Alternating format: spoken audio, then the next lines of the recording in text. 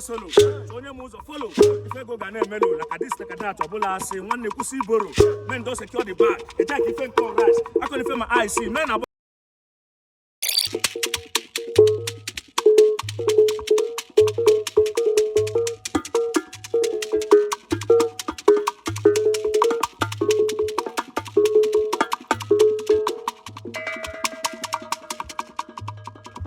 Aro.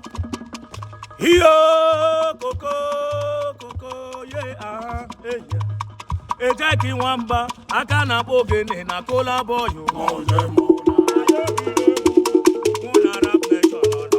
on a business trip no be friend or trip Yamana rude boy entertainer that's why them are disoro no be kebe a fine come na money a fine come no be kebe a fine come for Lagos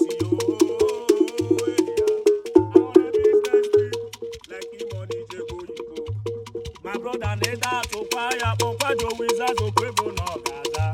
Alele,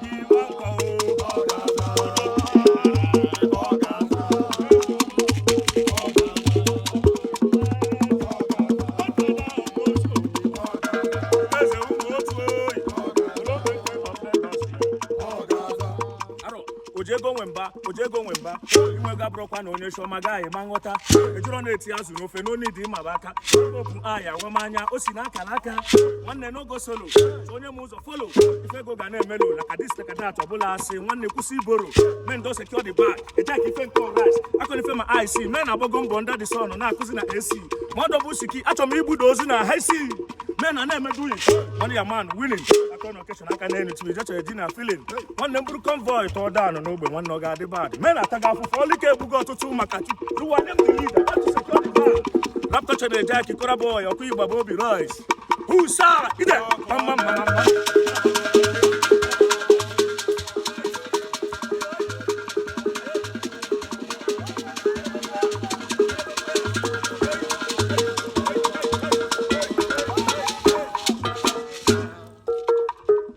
on a business trip, no be friend or trip. Yamana rude boy entertainer, that's why them are disoro. No be kebe a fine come, na money a fine come, yo go. No be kebe a fine come for Lagos, yo. Hey yeah, I'm on a business trip, like him on DJ go Igbo. My brother need that to fire, owu apogi isi abo. If I borrow no zerike. For the hustle we boutique poverty bunkawazo ebamu Ogene before the gabu ko gabu na kamada bori buchi ya hey